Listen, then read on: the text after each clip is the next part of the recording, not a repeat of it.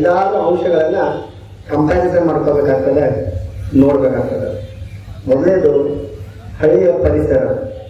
ನೀವು ಚಿಕ್ಕೋಡಿಗೆ ಬಂದಾಗ, ನಿಮ್ಮ ಸ್ಕೂಲಿಗೆ ಬಂದಾಗ ಬರೋ ಹೊತ್ತಿನಲ್ಲಿರುವಂತಹ ಪರಿಸರ ಆದ ನಿಮ್ಮ ಹಳ್ಳಿಯಲ್ಲಿ ನಿಮ್ಮ ಮನೆಯಲ್ಲಿರುವಂತಹ ಪರಿಸರವನ್ನು ಗಮನಿಸಿದಾಗ ಬಹಳಷ್ಟು ವ್ಯತ್ಯಾಸ ಕಂಡು ಬರ್ತದೆ. ಅಲ್ಲಿ ಸುಂದರವಾದಂತಹ ಗಾಳಿ, ಶುದ್ಧವಾದಂತಹ ಗಾಳಿ ಇರ್ತದೆ, ಸುತ್ತಲೂ ಹಸಿರು ವಾತಾವರಣ ಇರ್ತದೆ. ಇಂತಹ ಒಂದು ಸುಂದರ ಪರಿಸರವ ಹಳ್ಳಿಯಲ್ಲಿ ಇರ್ತದೆ. ಬಟ್ ಇವತ್ತಿನ ದಿವಸ ಈ ಹಳ್ಳಿಗಳನ್ನೆಲ್ಲ ಸಿಟಿಯಾಗಿ ಮಾರ್ಪಡಿಸಿ ಏನಾಗ್ತದಪ್ಪ ಅಂದ್ರೆ ಈ ಪರಿಸರ ಕೂಡ ಹಾಳಾಗ್ತದ ಅಂತಕ್ಕಂಥದ್ದು ನೋಡ್ತಾ ಇದ್ದೀವಿ. ಅದರ ಜೊತೆಗೆ ನಮ್ಮ ಜೀವನದ ಶೈಲಿ ಬದಲಾವಣೆ ಆಗ್ತಾ ಇವತ್ತಿನ ದಿವಸ ಸಿಟಿ ಲೆವೆಲ್ಗೆ ಹಳ್ಳಿ ಮಕ್ಕಳು ಕೂಡ ಏನಾಗಿದಾರಪ್ಪ ಅಂತಂದ್ರ ವಿಭಕ್ತ ಕುಟುಂಬಗಳಾಗಿ ಮಾರ್ಪಟ್ಟಿದಾವ. ಮೊದಲೆಲ್ಲ ಅವಿಭಕ್ತ ಕುಟುಂಬಗಳಿದ್ದು ಒಂದೇ ಕುಟುಂಬದಲ್ಲಿ 15, 20, 30 ಜನ ವಾಸ ಮಾಡ್ತಾ ಇದ್ರು. ಆದ್ರೆ ಇವತ್ತಿನ ದಿವಸ ಒಂದ್ ಮನೆಯೊಳಗಡೆ 3 ಅಥವಾ 4 ಜನ ಇರ್ತಾರೆ ಅಷ್ಟೇ. ಅಲ್ಲಿ ಸಂಬಂಧಗಳ ಅರ್ಥ ಇರ್ತಾ ಇತ್ತು. ಮಮ್ಮಿ, ತಂದೆ, ತಾಯಿ, ಚಿಕ್ಕಮ್ಮ, ಚಿಕ್ಕಪ್ಪ, ಮಾಮ, ಅಳಿಯ, ಇವೆಲ್ಲ ಸಂಬಂಧಗಳ ನಮಗ ಗೊತ್ತಾಗ್ತಿದ್ರು. ಆದ್ರೆ ಇವತ್ತಿನ ದಿವಸ ನಾವು ಹಳ್ಳಿಯವರು ಇದ್ರು ಕೂಡ ಸಿಟಿಯಲ್ಲಿ ಒಂದೇ ವರ್ಗಕ್ಕೆ ಹೋಗ್ತೀವಿ. ಚಿಕ್ಕಮ್ಮ ಇರ್ಲಿ, ದೊಡ್ಡಮ್ಮ ಇರ್ಲಿ, ದೊಡ್ಡಪ್ಪ ಇರ್ಲಿ, ಚಿಕ್ಕಪ್ಪ ಇರ್ಲಿ, ಎಲ್ರಿಗೂ ಅಂಕಲ್, ಆಂಟಿ ಈ ಎರಡೇ ಶಬ್ದನ ಬಳಸ್ತಾ ಇದ್ದೀವಿ. ಆದರೆ ನಮ್ಮ ಜೀವನದ ಹಳ್ಳಿ ಶೈಲಿಯನ್ನು ನೋಡಿದಾಗ ಇವೆಲ್ಲದಕ್ಕೂ ಪರ್ಟಿಕ್ಯುಲರ್ ಆದಂತಹ ಒಂದೊಂದು ಅರ್ಥ ಇದೆ. ಹಾಗಾಗಿ ನಾವೆಲ್ಲರೂ ಯಾವಾಗಲೂ ನಮ್ಮ ಜೀವನ ಶೈಲಿಯನ್ನ ಹಳ್ಳಿಯ ಜೀವನ ಶೈಲಿಯಲ್ಲಿ ಇಟ್ಕೋಬೇಕು.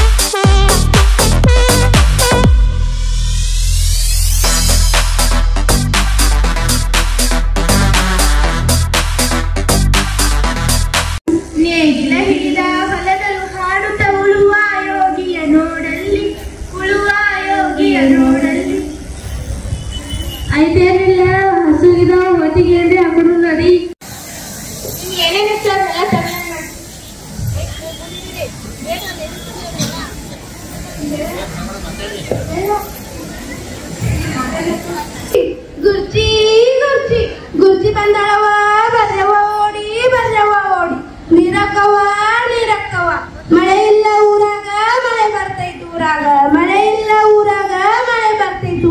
40 ಊರಿಗೆ ಅರಸನಾಗಬಹುದು.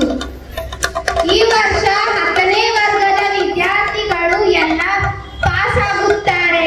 ಹಾಲಕ್ಕಿ ನುಡಿತೈತೆ. ಏನೇನಪ್ಪ ಏನ್ ಹೇಳ್ತೀನಿ ಹೇಳಿ. ದಿನಪ್ಪಂದ ವಿಚಾರ ಅವ ಹೊಲ್ದಾಗ ನಾಟಿ ಮಾಡೋ ರೊಕ್ಕ ಸಿಕ್ಕವತ್ತ. ಚಲೋ ಇಲ್ಲ, ಮನಿಗೆ ಒಯ್ಬೇಕಾಗಿತ್ತು. ಆದ್ರ ಆ ರೊಕ್ಕ ಇರಣ್ಣಂತ. ಯಾಕಂದ್ರ ಆ ರೊಕ್ಕ ಅವ್ರ ಹೊಲ್ದಾಗ ಸಿಕ್ಕೈತೆ. ಇದ ಸಗಲ್ ಬೀಳ ಅವ್ರದ್ದು. ಬೀರಪ್ಪನಕತ್ತ ನಾವ್ ಕೊಟ್ಟಿದ್ ರೊಕ್ಕ ಮಣ್ಣಿಗೆ ಹೊಲ್ದಾಗ ಬರುದಕ್ಕಲ್ಲ. ಹಿಂಗಾಯ್ತು ಬೀರಣ್ಣದ ದಗದ. ಕರೆ ಏನ್ ಮಾಡೋದ, ಹಂಗೂ